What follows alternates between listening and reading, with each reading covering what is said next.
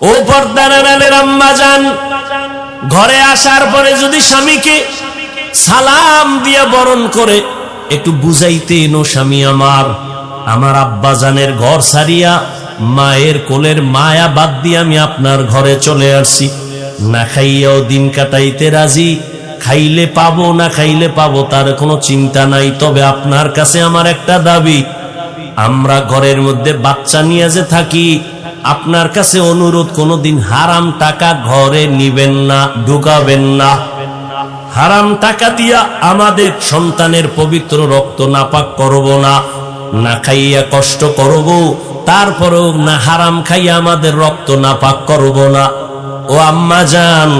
আপনি যদি এইভাবে হাসি মুখে স্বামীটাকে বুঝাইতেন,